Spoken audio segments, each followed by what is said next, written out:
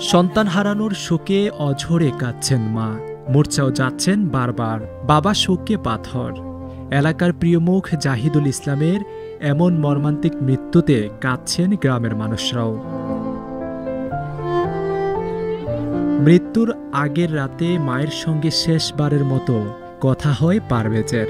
মাও জানতেন না ভিডিও কলে শেষবারের মতো দেখছেন ছেলের মুখ। মৃত্যুর খবর পেয়ে কুয়েত প্রবাসী বাবা বাড়ি এসেছেন ২০ এপ্রিল ভোরে। একমাত্র ছেলের এমন মৃত্যু কোনোভাবেই মেনে নিতে পারছেন না তিনি। সন্তান হত্যায় জড়িতদের দৃষ্টান্তমূলক শাস্তির দাবি করেছেন বাবা। কেন মারলো, কেন হত্যা করলো আমার ছেলেকে? কি অপরাধ ছিল? আমার ছেলের এমন ভাবে নৃশংস ভাবে হত্যা করলো। দুইটা হাত পা ভেঙে দিত, খালি মুগ্ধ আমার সাথে কথা বললে আমার আব্বা করে ডাক দিত। আমি আব্বা ডাকটা শুনতাম। আমার সন্তান, আমার যারা আমার সন্তানকে হত্যা করছে, আমার ছেলেকে হত্যা করছে, তাদের আমি দৃষ্টান্তমূলক শাস্তি চাই। আমার পুত্রে কি অপরাধ লাগিয়া মারছে গো, আমার কি অপরাধ আমার পুত্রে করছে গো, আমার এই বহুত অপরাধ। বাবা বিদেশে থাকায় গ্রামে নিজেদের নতুন একতলা বাড়ি নির্মাণ করছিলেন পারভেজ, কিন্তু সে বাড়িতে আর থাকা হলো না তার। ফিরেছেন লাশ হয়ে।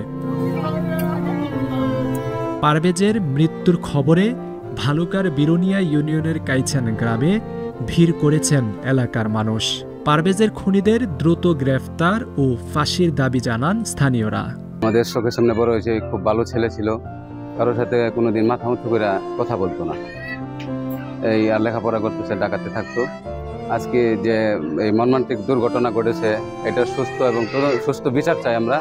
শুধু গ্রাম নয়, আমি মনে করি যে আমাদের ভালুকা থানা বিরুনিয়া ইউনিয়নের বা ভালুকা যারা এই খবরটি শুনতে পাচ্ছে, সবাই এর জন্য খুব মর্মাহত।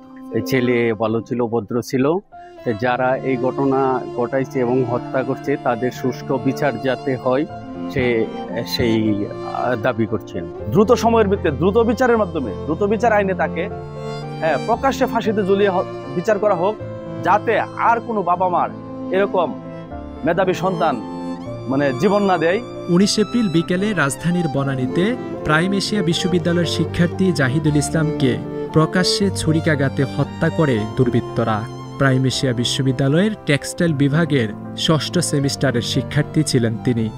এ ঘটনায় ৮ জনের নামসহ অজ্ঞাত আসামি করে বনানী থানায় মামলা করেছে নিহতের মামাতো ভাই হুমায়ুন।